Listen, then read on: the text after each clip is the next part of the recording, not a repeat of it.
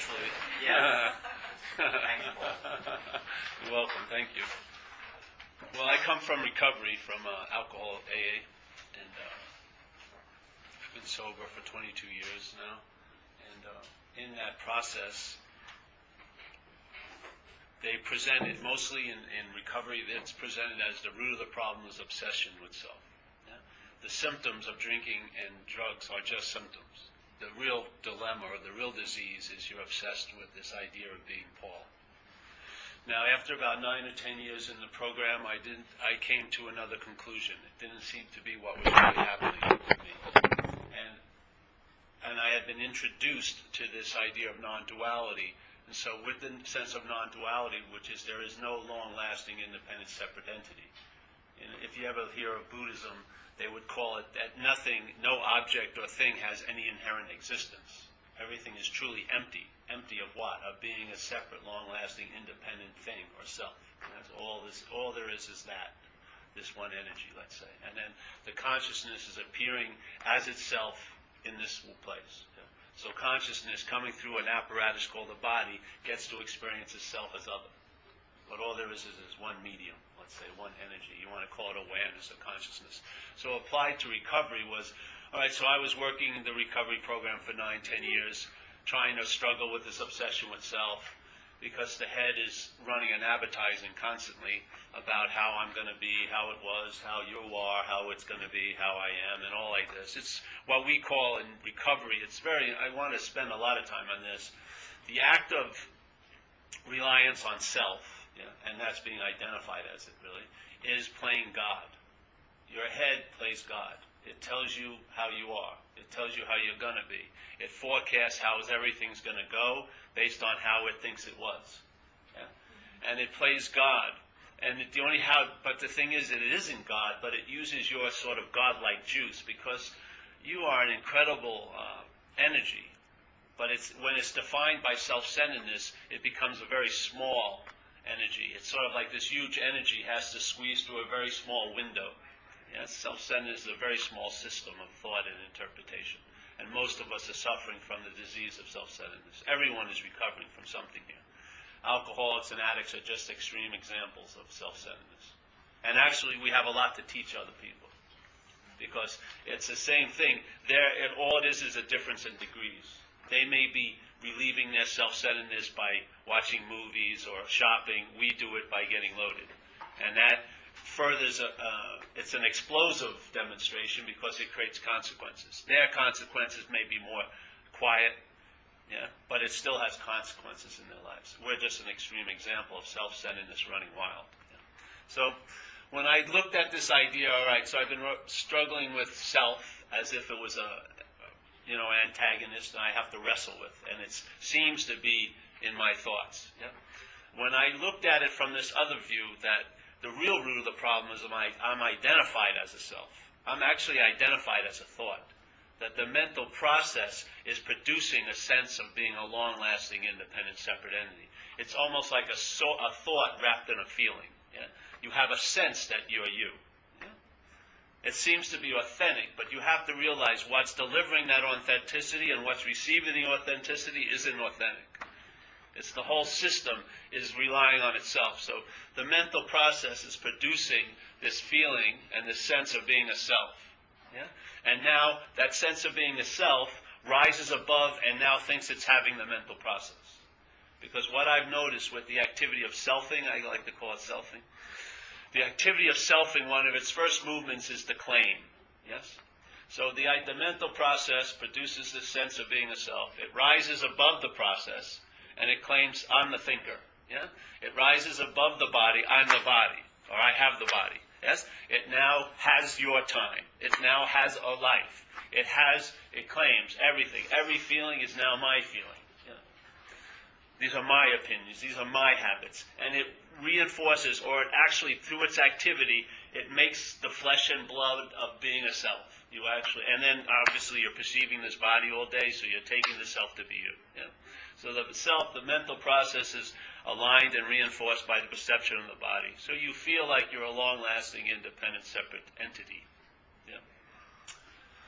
Now, when that happened, when I came into AA and I looked back at my situation in life, being an addict, and I sat there. When I came into a meeting like this, let's say there was an AA meeting, and I sat in there, I was suffering from incredible terminal uniqueness. Yeah? I thought no one had my thoughts, no one ever had my feelings, so therefore I could not be understood. So I had an immunity, or I had a deterrence to hearing anything from any outside source, because how could they? It can't apply to me. They don't understand how different and unique I am. And of course, no one ever did the heinous things that I did in life.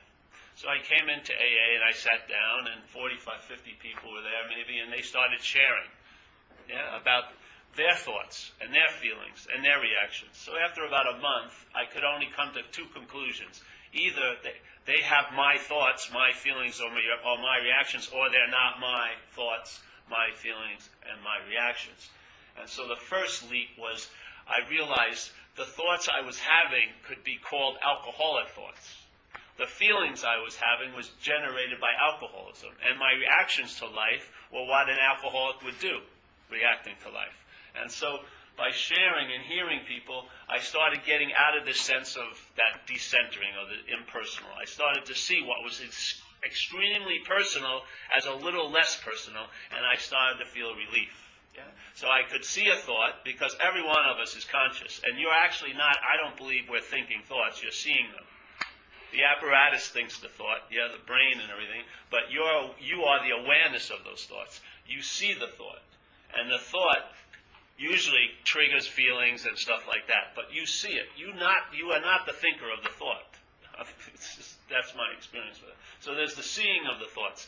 And when I would always see the thoughts, and I'd be holding the thought as they're about me, or I'm the thinker. And this broke this little loop, because I realized these are alcoholic thoughts. And what I identify with in a meeting of AA is not who you are, it's what's taking you over. Because the same, I call it a parasite almost. It's almost like in Indian philosophy, they call them samskaras, which are deep mental grooves. Yeah? Deep habits of mind, of conditioned mind. Well, alcoholism is like a deep habit, or addiction is a deep conditional habit of mind. Yeah? It has a very strong trough, and it grabs your interest and attention, and it directs it in your life. And it's very difficult to reclaim it, especially as the product of the mental process. As a self. There's no relief. Self can't get out of self. How could something that's been made by a system transcend the system? How could the product of a mental process ever leave the mental process? That's why it says in recovery, we say self can't get out of self. It's impossible, because if self could get out of self, it wouldn't be a self. It can't go anywhere, you see. It can't leave the system. Because it's a thought, and it's being reinforced by your little daily narrative all day. The story your head's telling you about life is based on being a center, self. That's all it is.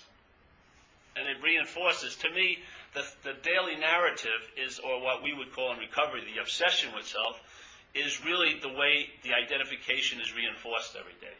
Because it's not a natural bonding agent. You see, to me, alcoholism is a very hostile parasite. And self-centeredness is a parasite, actually, too. I view it as such, yeah? It's a very hostile parasite. So for it to take over the host and keep the host at bay, it has to have an incredible strategy. Because most hosts, if it would be attacked by this parasite, would want to throw it off like that immediately, because it's a very hostile takeover. Anyone who has ever had alcoholism, they were much different when they were a kid than what they turn out to be. So here's this thing that's wanting to take us over. What would be the greatest strategy? It was like, if you ever see those great white sharks, and they have the little fish nearby their mouths, and the fish, or you get little crumbs, and they get incredible protection. No other fish is going to mess with them. But they're greedy. They want more security. So they have a little powwow, and they go, well, what can we do to make our lives more secure? Well, let's convince the shark it needs us. So in a sense, this parasite has convinced us that we're it. It presents an image, a conceptual idea of being a self, backed by a lot of conditioning and memory, yes? And it hijacks, interprets all the feelings, and reroutes it back into that memory. So in AA, we call one of the major things in recovery is resentment. Yeah? Resentment is the number one killer for addicts and alcoholics. You You get angry. You feel like it's re-feeling something. But I believe all we're doing in this modality of selfing is re-feeling and rethinking and rehashing and representing. That's all it does. The mental process represents conscious contact. Yeah? So conscious contact to me is feeling, seeing, hearing, tasting, touching. Like Lord Buddha said, when you see, see. When you hear, hear. When you feel, feel. When you taste, taste. When you touch, touch. Yes? That's what's happening. Consciousness is in contact with this place through those 5 gates. And in Buddhism, they call the mind the 6th gate. So we're seeing thoughts like I would see a bird fly by this window. My eyes are open. I'm seeing thoughts. I'm not thinking thoughts. There's no thinker of a thought. I'm a witness of the thoughts. What I truly am is the consciousness. I am not the mental process. So here I am. Consciousness is engaged or interfaced with this place through these doors. Yeah? And we call it conscious contact. See? They're seeing, hearing, feeling, tasting, touching. But the mental process sees that, recognizes it, and claims it. I'm seeing. Paul is seeing you. Yeah? So the emphasis on the seeing is missed, and now the emphasis on who's seeing and what's being seen. And this is true dualism. See? So because I'm always going to be the seer of everything seen, the hearer of everything heard, the feeler of everything felt, the taster of everything tasted. Yes, and the smeller of everything smelled. So everything out there is going to be an object to me as the subject. This is going to be what's conscious. Paul is conscious. Paul is not conscious. I'm actually conscious of the idea of being Paul. I'm sitting here. I am aware of my mind's presentation of an idea of who I am. I can see it. Yeah, because I'm not Paul. I'm not seeing from Paul. I'm seeing from consciousness. And so I see the construction of Paul. Where before I wasn't. I was seeing from Paul my whole life. Yeah? I thought I was conscious. I was the one who was seeing, feeling, tasting. And that claiming of conscious contact gives me a right to have a story. And my mind starts writing up the story about all my conscious contact in life. And it changes freaking everything. It narrates, it edits, it takes this out, puts this in, because it has an agenda. Contrary to the one you may believe you have, which is to be happy, joyous, and free. Well, if that's your agenda, and you find that you're not, something's off. If your agenda is to be right and special, you're more getting closer to the parasitical agenda. It wants to be special. It wants to be unique and different, and it definitely wants to be right. And you know what happens when you get to be right? You get to be, usually you're alone. It's not in a very expansive state when you're being right, because someone has to be wrong. Yes. So here in this, when this idea of there's a presentation, and it's a verb to me. Selfing is a verb. There is no self. The verb of selfing, the mental process is verbing, selfing, and there's an illusion of a noun. Yeah? There's a sense or a feeling that you take. The consciousness gets sort of like tainted, not really, but captured, and it becomes identified as the mental process. Yeah? And so now there's a sense of being a noun. So now Paul is now the noun that's doing all the verbing. But all there is verbing. All there is consciousness, verbing, meeting, seeing, hearing, feeling, tasting, touching. There is no noun that's the receiver and the giver of it. Yeah. So in my view, what happens when you start entertaining this, you see life is happening. When you're entertaining selfing, you're seeing life is happening to me. It's a totally different way of viewing things. Yeah? When I'm seeing life is happening, it's a much broader vision, and a lot more possibilities are available. When I'm seeing life is happening to me, that me is giving everything all the meaning it has. Yeah? And that me has a lot of damn meaning, I'm telling you. So let's say there's a thought goes by in my head. Yeah? Simple. Well, we could do it up here in a second. Let's put the word money up here. Yeah? And let's put the word relationship up here. And let's put the word sex up here. And everyone, your mind gives it a meaning, yeah? If you don't have any money, it may have a bigger meaning than if you have money. If you haven't had any sex, it may be a real big meaning. Whatever. Sex, money, relationship. Now, just, you want to change the weight of that? I can change it instantaneously. Just put the little word my in front of it. My money, my sex, my relationship. Yeah? The my represents the act of identification. That's what the mental process itself is doing. Yeah? So money isn't seen as money, it's seen as my money. And that my injects a lot of meaning into the concept of money. The money is not bringing you the meaning. You're injecting the meaning into it. You think you're perceiving the thought, but the thought is just a carrier of old meanings. Your conditionalities injecting it when you call the thought yours. And when you call a feeling your feeling, that feeling is, and how it makes it yours is it injects old feeling memories. Yes. So here's a thought's just a thought until it becomes my thought. Yeah? A thought is just a thought. A thought has a nature to come and go, but as soon as it becomes your thought, it's the beginning of a novel. Yeah? My thought. Yeah? Check it out.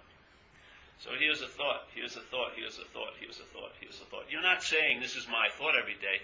There's an underlying belief that you're the thinker of it. Isn't it? You believe you're doing it, obviously. Because the whole premise of being a self is you're the doer and haver. Whose life would it be anyway if you weren't the doer of it? So the mental process has to present the idea that you're the doer and haver of this life. Yeah? And it keeps that in place with the word my. So everything becomes about my. And when that my couples with a thought or a vision or a smell or what you hear or anything, that coupling, there's an injection of old ideas and old feelings and old memories from the system into that thought, into that what you saw, into what you felt, into what you heard, and then you react to the meaning your mind has given it. You actually don't experience life anymore. You're living an interpretation of life. So life is presenting the canvas, but your mental process is splashing all the colors on it. Yeah? And you believe it's actually real and solid and inherently true. And so it's either coming at you and life is imposing its will on me. No, it's actually, you're giving it all the meaning it has. Not you as Paul, because there isn't one, but the idea of Paul is the conduit for all those meanings, which you are probably not aware of, most of them. There are a lot of unconscious memories and all this conditionality, but they get injected into everything that you are in contact with, because it's interfaced with the mind. Yeah, there's a claiming of it. So as soon as you see something, it becomes the same old, and you react from the same old, and that's why a lot of people, especially addicts, feel life is stale and empty, so they want to jazz it up a little bit. They want to get freaking loaded. It's an unbearable loop they're in. Yeah? And I was, the type of alcoholic and addict I was willing to pay any consequence tomorrow not to feel uncomfortable now. And I was feeling quite uncomfortable with this identification of self. I mean, my host was not feeling that well being taken over by this parasite. But I didn't know any better. Yes? So it's sooner or later, because every time I wanted relief, who was the one who answered that call? The problem itself. See, the thing with selfing, it's tricky. You may want to get out of self, but if you're identified as it, all your activity of getting out of self is actually included in being in self. It's got an incredible mechanism to keep the host at bay. Even your greatest desire to be free, it will be entertained as being free as that. Not from that, but as that. And of course it's going to defeat your intentions. Yes? So there's almost like an observer that is not a witness, not an observer, because observer is still mental. It's based on conditionality. More of a witness. There's just a seeing. See?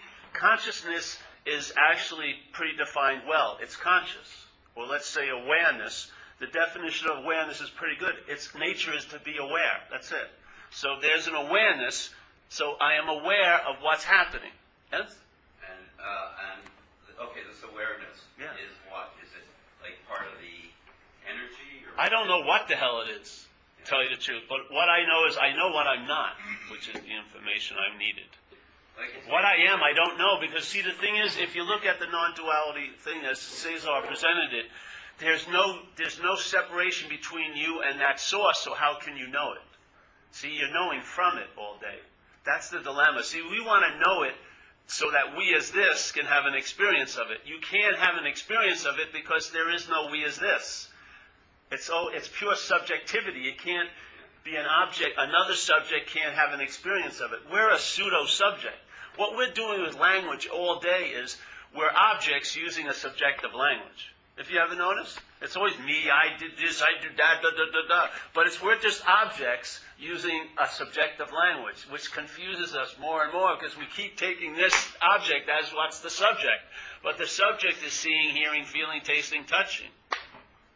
That subject. In terms of 12 step, it would be like higher power? Yes. Okay, so higher power is a witness. Well, everyone has their own conceptions of that. Yeah. My sense of it is the higher power is always available at all times with no requirement necessary to meet it. So I am that. Or it's a present tense verb. I'm a present tense verb. Tell me the difference. Yeah? There's presence. It's not wasn'ts and willn'ts. It's presence. Yes? There's a vitality and a spontaneity and an immediacy of awakeness. It's incessantly on. It's conscious.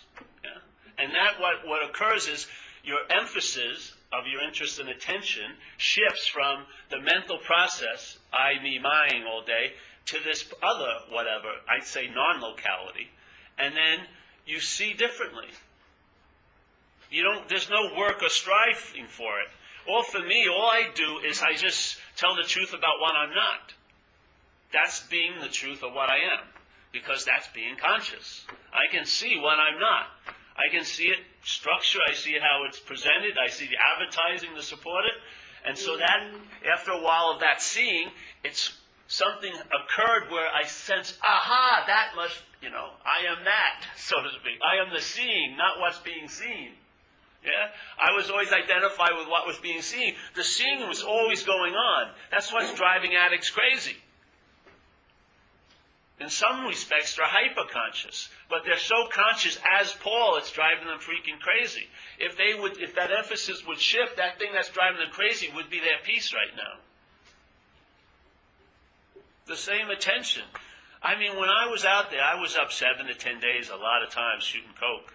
And I'll tell you, I thought my little self-strategy was I thought I could transcend the mind through drugs. And I'm here to tell you, because I was an expert drug user, there's no transcending of an imaginary place. Yeah? I can't leave what's not so. That was the dilemma. I was busy trying to get out of what I'd never been in. Yes, I've never been a long-lasting, independent, separate entity. That's the whole dilemma people have. The whole dilemma in any process, is the modality of self-centeredness. One of the major ones is doing and having. Yes? So people, in the beginning, when they enter recovery, they have to be doing and having. It's like the house is on fire, you got to tell them where a pail of water is. But there is a fireless state that can be entertained down the road. Yes? But right now, the shit's hitting the fan, you want to learn how to turn off the fan. Yeah? You're in the hallway of shitting fans and shit's flying. All right, tell me how to turn off at least a few of the fans. Okay? So it seems like you do and have. That worked for me until it didn't. Then I was able to entertain other modalities, which is talked about in our program very strongly. It says you will cease fighting everyone and anything. You will be placed in a position of neutrality with no thought or effort on your part. So there goes the doing and having. It will be so incredible, the problem will not exist for you. Now that's a damn good solution. Yeah? That's right past the promises on page 84. They say the promises, then they talk about this. Yeah. Yeah. So the problem will not exist for you. Yeah? You will be reborn. It's not a reborn. You just realize you were never born, in a sense. You've always been so. Yeah? It's like in St. Francis' prayer. In recovery, they used it a lot. It says, it's in self-forgetting. Yeah? It's an activity. You were never branded a self like 20 years ago, and now you're a self. It's a verb, selfing. The mind is making up an illusion and telling a story about conscious contact based on you as the center. You just wake up to that. Yeah? And so now you start have immunity to thoughts because you're not holding them as yours, and they're definitely not about you. And you know what? Immediately, one second. If someone I was interested was in this other room, No matter what I had going on here, there would be my attention would be trying to hear what she has to say because I'm hoping she's talking about me. Yeah, like because I want to know her biblically. Let's say. Yeah. So I'm doing this thing, but I'm really my attention interest, self-interest is here because maybe she'll save me. You never know. My 8th fairy princess. So there I'd be, and people are going, Paul, stay here. You're supposed to be doing this. I'm totally in agreement with them, but I can't. My intention's going this way. But as soon as I hear she's talking about Matt, and my name's Paul, by the way, as soon as I hear she's talking about Matt, what happens? I lose interest immediately. Yes? I don't have to take 3 months of workshops on how to lose interest in conversations in another room. And the exact same thing, if you held as a possibility that you aren't the thinker and they're not about you, you would lose interest in the thoughts that are running through your head every day. This is the unity. That's right. You'll lose interest.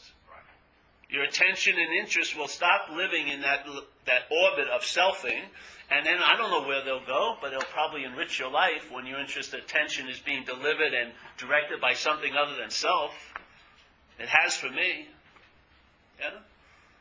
Because your interest tension right now is being directed by self-centeredness. And we've all lived in the system of self-centeredness for so much time. You've gone through every possibility self-centeredness has to offer. All you're doing is redressing it up and putting on, maybe another location or another name or another guy who's going to save you or something like that. It's the same old.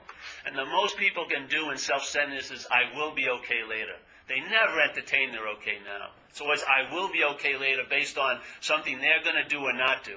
And to me, that's really the drive of self-mind, is to be relevant. So it causes you to seem not to be where you actually are, and then it tells you you did something to get there, or you'll be able to have to do something to go back. And it's always about you playing God. Seriously, watch your head. It's playing God constantly, all freaking day. It's trying to tell you, okay, if this energy is everywhere, then why aren't you freaking feeling it? If this power is everywhere, why aren't you bumping into it?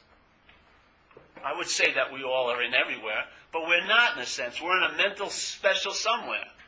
We're living this little dream world, like you said, this conceptual presentation of a life that's been neutered. Yeah? All conscious contact claimed by the self. Problems, my time, my life, my this, my that. By the time it's done with it, it's empty or it's lacking that immediacy, that spontaneity, that alertness, that awakeness. It wants to be secure in its knowing, even if it's miserable. At least it knows and it's secure in its little fantasy world. This is about a possibility, and you cannot break out of self as self. I just realized I wasn't one. So is it like not knowing any other state keeps us in this state of self? I think the whole point about coming here is all I needed was to have someone give me the invitation. My mind can entertain unbelievable things, but I'm not being fed that many things to entertain. It's usually the same old here, isn't it? Jesus Christ. We're getting fed in such a small meal of possibilities. So our mind is so tunnel visioned. You can entertain unbelievable possibilities. But it's hearing them, and having presented or bumping into it. Yeah. We have to tolerate not knowing, though. I think this is what needs to be tolerated because we're insecure. Yeah. Well, the thing that is insecure is in us. See, that always gets back to the same solution for me. I find it's totally valid that it's super insecure, but I'm not that. Yeah? I know it needs tons of esteem, but I'm not that. Yeah? I know it's flipping out and it really wants to get loaded, but I'm not that. Yeah? I know it's really on the... See, to me, living on the edge wasn't getting shot at and shooting dope. It was living on the edge is to have someone unconditional love me for 5 minutes. You cannot believe, the popcorn maker of mind, how much I do not deserve that. No freaking way. I deserve this and beat up and I'll take that every day. But someone loving me, because all the old ideas of selfing arise. You are not deserving. You don't want to be. This thing's playing God constantly. What we're doing here is you're not going to be acquitted in this level of judicial system. You are guilty and shameful, for sure. But we're going to bring it to the court of light, and it's annulled there. like that. Everything gets null and voided. Yes? Where does all guilt and shame rest? It's on personal doership. If you realize you're not, especially in AA, they say you're powerless over alcohol, and so many people still keep claiming the activities they did when they were powerless over alcohol. Doesn't the statement powerless mean if I was dancing with a gorilla, I'm going to stop when it wants to stop? I didn't have no say in the matter. And yet my mind still harvests guilt and shame out of those past behaviors because it's claiming it. Yes. This is such a great description of non-preference, not knowing, non-attachment, egolessness states that free us from our mental constructs. Loving your talk. What about motivation and goal and the goal setting versus non-goal orientation? Goal setting is included in non-goal orientation. Within the addiction field. Yeah. They're included because the action figure, if you take a look that there was actually never a self, the action figure has a destiny of its own. Like if I'm going to get cancer, I'll probably get cancer as a body. Yeah, that's what's supposed to happen. What I'm saying is they're not exclusive. So there's planning, there's all this, all that, but it's held more loosely, yes? Because it doesn't have the meaning it used to have. Yeah. But the thing is, see, people get really caught up with that. They think that, oh, if I wasn't a self, then I won't do whatever I used to do. Well, you never did it anyway. There's never been a self. So this action figure has its little destiny, the figure itself. But what's witnessing it or seeing it has always been seen. The consciousness when I first put a needle in my arm is the exact same consciousness that now I'm looking at you through 22 years later. The consciousness hasn't changed. Its nature never changes. It's never sullied by the effects here. It's witnessing, it's seeing, and you're that. So let's say, see, entertaining I'm that allows this to travel later. And it's a damn good deal. Because you here in duality, you're either going to travel really heavy or really light. You can travel light or heavy. See, in duality, consciousness seems to be unconscious and conscious to us. You see? Everything that's so becomes maybe so, maybe not here. That's the dualistic view or construct. But all there is consciousness. So when you see your head saying, oh, I'm really conscious today, you don't get taken by that. And when you see, oh, I'm really unconscious, you don't get taken by that. You stay in the sense of consciousness. Because each event is demonstrating consciousness. You're conscious of those thoughts, aren't you? All the information, all the mind's locating you is brought to you by the illumination of consciousness. You wouldn't see the thoughts unless you were conscious that are telling you how the day's going to be. You wouldn't see. So in every event that you have ever been in, consciousness has been available to it. Yeah? Consciousness is the bringer of this life, not you. So in a way, this is in Taoism, they would say, turn the light upon itself. Yeah? So our light of attention, the way we're trained here is out. Yeah? We're looking for things to save us. We're looking for things to replace the need to know ourselves. Yeah? We believe, like in our society, if you get everything together and right, it will translate into being happy, joyous, free. Obviously, for many, it doesn't work. You get disappointed, it doesn't seem to translate. So people are doing that. Then other people say, okay, well, your body condition will override. Yeah? So if I'm really healthy, everything will be fine. But I see people do yoga 12 hours and they walk out, they're crazy as a loon. Yeah? They're obsessing about their body image. And it's not even the body they're obsessing about, it's a mental concept of their body. Yeah? So in this deck of cards, that was the first card I was given. All right, if you go to school and you get everything together and everything looks well, you won't want to ruin it, Paul. You won't want to get loaded. And that did not work for me. Then it was, okay, well, I'll get physically healthy and I'll try to fight my mind and have positive thoughts. Well, that didn't actually work either, yeah? Because the outside circumstances can be overridden by my body condition. If I'm ill, it doesn't matter if I have 5 Ferraris, yeah? It really doesn't. My body condition can be overridden by my mind. I can be super healthy, but my mind's going, oh, what are they thinking of me? Are my pants too short? And all that obsession, that blows it. But in this deck of cards here, there is a spiritual condition that outshines both of those. It outshines your outside circumstances and your body and your mental condition. And that's the witness or the spirit. To me, it's the ace in the deck here. Yeah? Well, what is the difference about, you talk sometimes about being here and being there. Oh, the here, there. What is the distinction? What are you referencing? Well, there's a couple of them. One of the here, there modalities is, so here I am. I'm sitting in my one-bedroom apartment. Everything's fine. Yeah? Nice day, stuff like that. Then I look through a magazine, and they have a nice full-color printout of a couch. Yeah?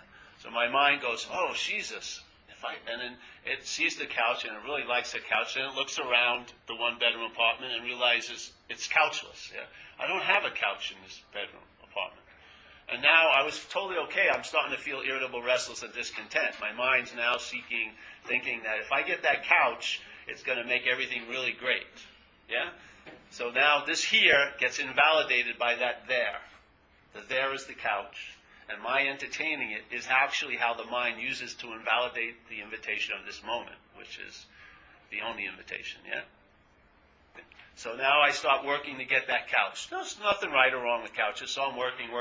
But I don't understand that every moment my mind is invalidating the present moment by that mythical moment that everything's going to be great when I get that couch. And my mind starts advertising, I bet you I'm going to have my first girlfriend will come over and sit on that couch, and I'll conceive my first child on that couch. And the couch is taking these mythical proportions. This is going to be my arrival date when I get that couch. And every day I don't see a couch, it's sort of not too good. Yeah. I'm very unsatisfied. So let's say I finally arrive at that fair. And I'm telling them my friends, but they've had couches before, so they're not that excited. I said, come on over, you can see it, come in. No. So the moving company brings the couch, and they bring it in, and I sit on it, and I revel. My arrival date. I've arrived. And then I look around, and I realize I need a rug to match the couch. So now the couch immediately becomes a here, and now I'm on the next there, which is the rug. And this is the mind seeking. But St. Francis says, what's looking is what you're looking for. Yeah? But when we never look at what's looking, we're just busy looking for. Yeah? We're looking for what we're looking at, but not what's looking. And that's the big difference in this kind of understanding, is you recognize or sense the verb of looking. You feel the life of being conscious, yeah? And your emphasis shifts to me. That's what happened with me. What was in the foreground just moved to the background, and this background moved to the foreground. Or let's say more contextual than content. Yeah? There's just a sense, like coming in here, there's just a sense of being on, awake. It's sort of cool. So I can fly here from San Francisco. I have no idea what I'm going to be doing here. I'm doing talk stuff, and I just walk into Fordham University. There's an alertness to it. It's joyous. It's pretty nice. So that kind of turns off the obsession. Oh, totally. I haven't had a thought about drinking and using for years and years and years and years. The problem doesn't exist for me. Why? Because I realize it actually never did exist. It only existed as long as my mental process existed as me of being a self. When that shook, a lot of things in this life that seemed so real shook, big time. Everything changed in a lot of ways. The camera angle and the tripod got moved, and that's what it's sort of like in a way. Your lens opens up, and then you realize self-centeredness is like a manufactured way of closing the aperture. Yeah? So your awareness and consciousness gets sort of tunnel visioned. And almost directed in a lot of ways, ignorantly. And then it happens, it just starts going like this. Yeah. And there's more opening. Yeah. So being and staying in that state, what do you do for entertainment? I surf. I boogie board. That's my big entertainment. And I laugh at my head. It's very entertaining. I can't depend on you for entertainment, so my head...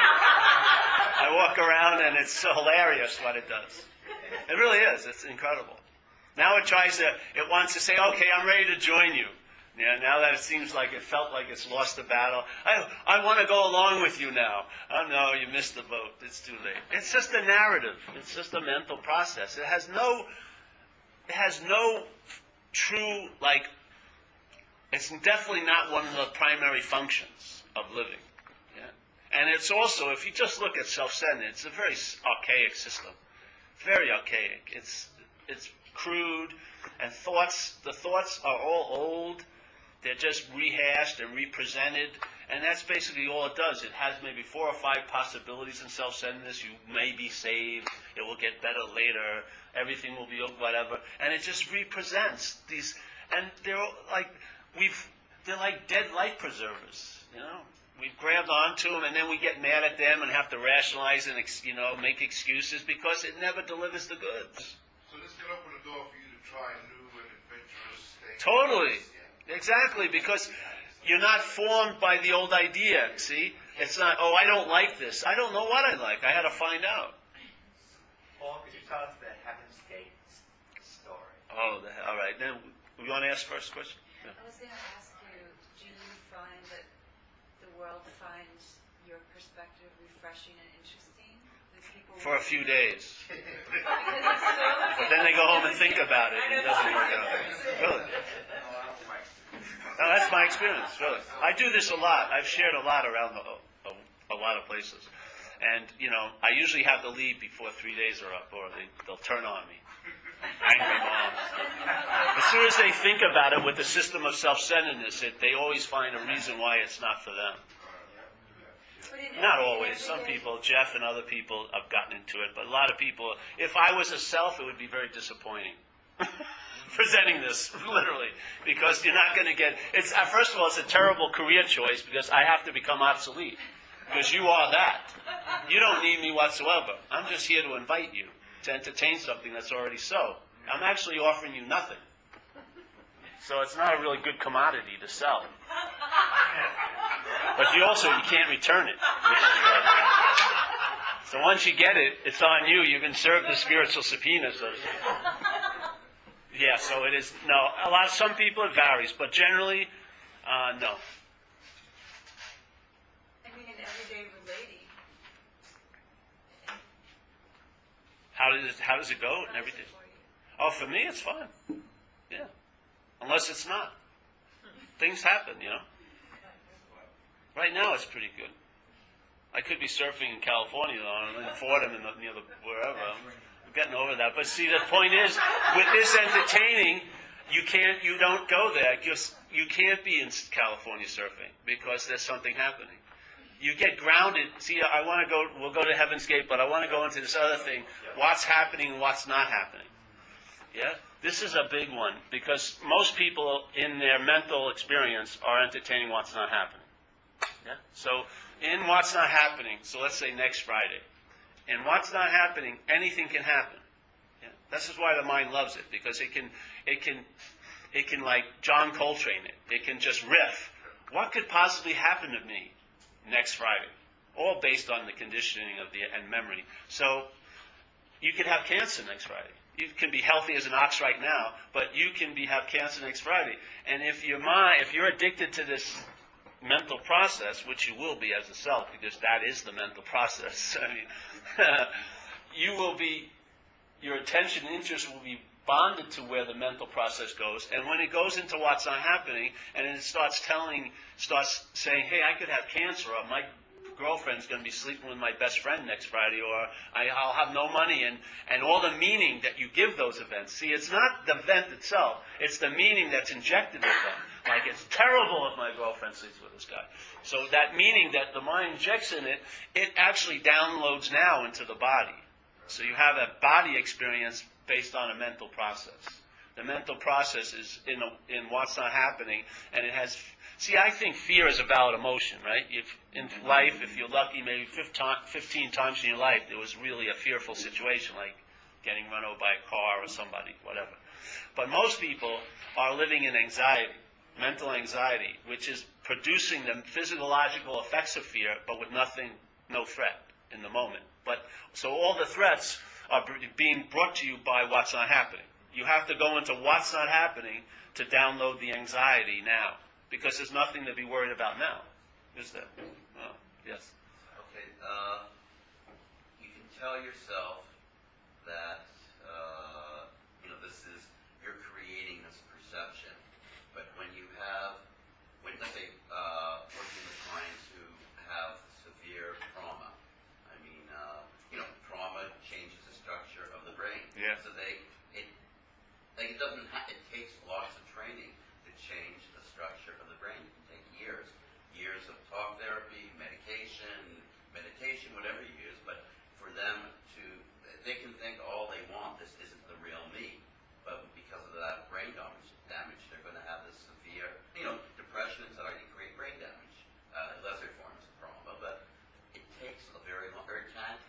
This isn't about thinking it, though. See, this is just an imitation, and the mind entertains it. It may seemingly actually combat it with thinking, but how the mind entertains it isn't by thought. It's part of its nature, is the mind, its consciousness. So it's just an invitation to sort of entertain its own nature, or at least recognize its own nature, which is not thinking, it's the seeing of the thinking. Yeah? I think we could revisit the question, too, when we come back together to talk further about these things as a group after, because I think it's a very critical consideration. Yeah. We're going to be needing to take a break in a little while. But I want one thing I'd like to say. There's also here, in this appearance, there's lots of levels. So on certain levels, when someone's house is on fire, the best you do is show them a source of water and help them with the pails. Yes? But this is something that can be entertained, which will bring relief on any level, but it's not that's like a byproduct. It doesn't have any intent or purpose to be of help, in a way. It's just an awareness of things and of no things, yeah? What it can do is, like when I'm working, if someone calls me up and they tell me their house is on fire, I don't talk to them from here. I say, hey, get to a meeting, or, call up your sponsor, or do this, write it out, like it says in recovery. If you have a problem, write about it. So if someone presents that they have a problem, I'm not going to say, well, you don't have a problem. If they come to the meeting, I'll talk about there is no one who has a problem, the ones that I conduct, but I'll say go home and write about it. Yeah, because that's where they think they are. And of course, this is a subjective experience here, because this mind's playing God and it's taking itself to be the subject, and this subject can cast you in very low realms and very middle realms and very high realms here. There's a lot of different levels of people who need help and ability to understand. But this is saying, this is not about a level. This is about what's prior to a level. Can it be of help or not? I can see Caesar's intention, and maybe I think it can. But if someone came to me and was like that, I would not give them this message. I would say, hey, bro, let's go, go somewhere, hang out, take a walk, take a hike. They don't need to hear that. Because then if they apply this self-centered, the system of thought to say I'm not another thought, which is self, it's ridiculous. That's self trying to get out of self. This is an invitation, hopefully. See, the envelope is conceptual, and it's in words. But I'm hoping you'll sense something that's in the envelope that isn't of word or conception. It's a resonance, hopefully. You'll feel something from being here, yes? You'll sense a presence. And that's the real message. That presence is the presence of being conscious. Yeah. The words are just words. They're just invitations. But the envelope isn't. Don't take home and read the envelope. Open it and just sense, yeah, you are that. So, you want to go, what's the Heaven's Gate? You want to do Heaven's Door? Would you do us the Heaven's Door just to give us an All right. idea? Because the question is about new possibilities. And I thought it was sort of a relevant metaphor. And then we'll take the break after. All right. So here's the one I use a lot in the workshop for recovery, in AA. So there's a guy, and he goes up to Heaven's Door and knocks on the door. Yeah? And so God answers the door, and he says, hey, God, can I come in? And God looks at me and goes, Paul, you can't come in. So I walk away a little dejected, and I decide I'm going to become spiritual. Yeah? I'm going to go to the Himalayas and meditate. So I get the whites and patchouli oil and incense and start looking, lovingly at others and all this. Practicing, and now I feel like I got a good spiritual resume. I think I deserve to get in there. So I go back and knock on the door. God answers the door, and I say, can I come in? And I'm, got my bags, everything. He says, no, Paul can't come in. So I'm like, what? So I get actually sort of pissed off. So I go back out there, and I start running around, going out with everybody and everything like this. And then something happens, and I get washed up on the shores right near that door, and something occurs. There's a break in my selfing. I get startled. That's why I call it Zen bitch slap. Because selfing's a verb. You can startle it. That's for sure. So I get startled into something. So now I knock on the door.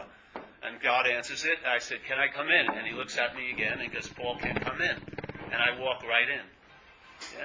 Because he actually wasn't saying I can't come in. He was just stating a fact. Paul can't come in. The idea of being what you're not cannot enter the kingdom of heaven. Yeah? So I was the one who was exiling, quote unquote, me all this time. I was the one who was putting on requirements into entering the kingdom of heaven. I was the one who was playing God. Yes? As soon as that dropped, I walked right in. There you go. I love that. So you don't even have to walk in. You're already there. Yeah, just look around. And then see what's looking. Yeah, what is that? You cannot ever see it, and then you'll realize you're not the subject. You cannot see what's looking. You just see from what's looking. Paul, thank you very, very kindly. Oh, you're welcome.